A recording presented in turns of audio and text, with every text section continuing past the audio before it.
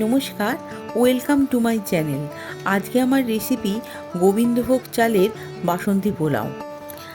আমি 400 গ্রাম গোবিন্দভোগ চালটা খুব ভালো করে ধুয়ে নিলাম। খুব হালকা হাতে ধুয়ে নিতে হবে, লক্ষ্য রাখতে হবে চাল ভেঙে না যায়। এবার একটা থালায় চালটাকে শুকনো করতে হবে। খুব ভালো করে জলটাকে শুকিয়ে নিয়ে একটা বাটিতে চালটাকে রেখে আমি এতে 2 চামচ ঘি, 1 চামচ আদা জিরে কাঁচা লঙ্কা বাটা, 1 চামচ আমার হোমমেড মশলা ও 1 চামচ হলুদ গুঁড়ো মিশিয়ে দিলাম। আমি এখানে কালার ব্যবহার করিনি। শুকনো চালে ঘি দেওয়ার ফলে চালটা ভাঙবে না আর পোলাওটাও ঝরঝরে হবে খুব।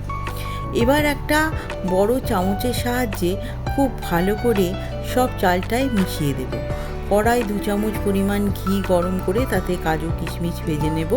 এবার হালকা করে কাজু কিশমিশ ভেজে নিয়ে আমি একটা বাটিতে তুলে নেব।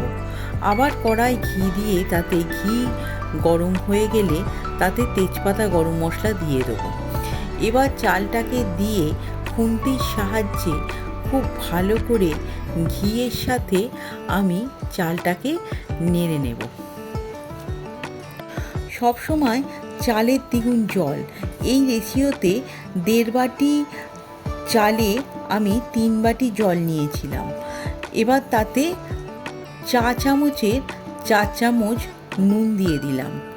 নুন দেবার পর খুন্তির সাহায্যে খুব ভালো করে চালটাকে মিশিয়ে দেব। এবার জলের ওপরে খুব সামান্য পরিমাণে জয়িত্রী আর জায়ফল গ্রেট করে দিয়ে দেব, কারণ গোবিন্দভোগ চালের তো একটা খুব সুন্দর গন্ধ আছেই। এবার চাপা দিয়ে দেব। জলটা শুকনো হওয়ার অপেক্ষা 10-15 মিনিট। যে বাটির পরিমাণে চাল নিয়ে নিলাম সেই বাটি মেপেই 1/2 বাটির একটু বেশি চিনি দিলাম। চিনিটাও খুন্তির সাহায্যে খুব ভালো করে নেড়ে নিলাম। পুরো চিনিটা খুব ভালো করে মিশিয়ে নিতে হবে। এবার ভেজে রাখা কাজু কিশমিশগুলো দিয়ে ঢাকা দিলাম, কারণ চিনিটাকে যে একটা রস বেরোয় সেটা শুকনো করার জন্য। আশা করি আপনারা বুঝতেই পারছেন আমার পোলাওটা কতটা ঝরঝরে হয়ে গেছে। এবার আমি পোলাওটাকে সার্ভ করে দেব।